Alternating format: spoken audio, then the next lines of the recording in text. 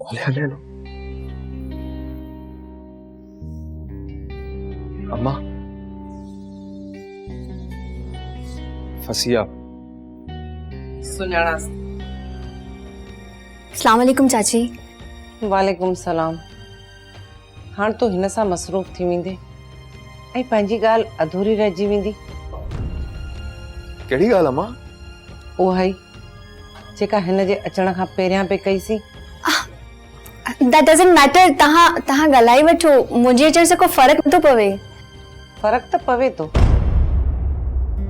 छो त ॻाल्हि ही कुझु अहिड़ी आहे। I'm sorry। मां ॿाहिरि थी हली वञा, तहां ॻाल्हाए वठो, ठीकु आहे? न सुठो नथो लॻे, तो असांजी महिमान आई, ईअं वञी ॿाहिरि वेहंदीअ त असांखे मुनासिब कोन लॻंदो। मां तुंहिंजे लाइ कुझु खाइण लाइ खणी अचां।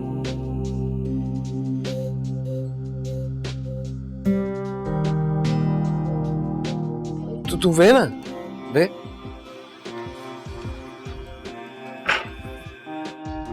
मूंखे लॻे थो चाची खे मुंहिंजो ईअं अचानक अचणु सुठो न लॻो। अहिड़ी त काई ॻाल्हि न आहे। त पोइ हुननि जो बिहेवियर एॾो रूड छो हो? तोखे ग़लतफ़हमी थी आहे फसिया, अहिड़ो कुझु बि न आहे। अच्छा वेल, मुंहिंजे अचण खां पहिरीं तव्हां ॿिन्ही कहिड़ी ॻाल्हि पे कई? कहिड़ी ॻाल्हि? उहा ई जंहिंजो चाची ज़िक्र पे कयो। ओह कुझु बि न, ईअं पाण में हुआसीं। यकीनन का ज़रूरी ॻाल्हि पे कयव, तॾहिं त चाची ज़िक्र कयो। वेल मूंखे ॿुधा न कहिड़ी ॻाल्हि हुई, लिकाई छो पियो? न का ज़रूरी ॻाल्हि न हुई, तू बस हिते आराम सां वेह न, तोखे छा मसलो आहे? हाँ वसीम, मां अचां थो। हाँ तू वे। आयो अम्मा आयो।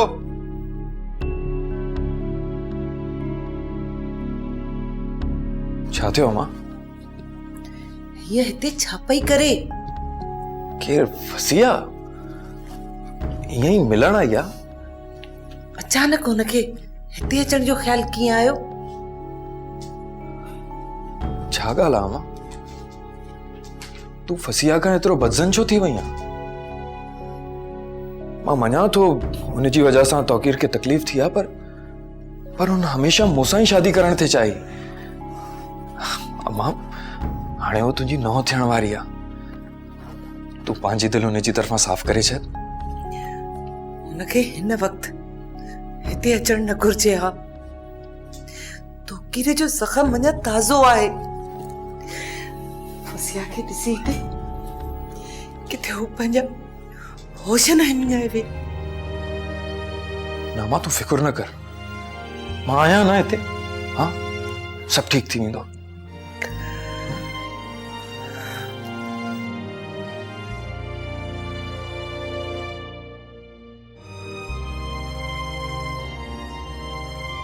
ड्रामा सीरियल फासला जा तमाम एपिसोड्स ॾिसो हाणे HD क्वालिटीअ में। विज़िट करियो असांजो YouTube channel Sindh TV HD drama.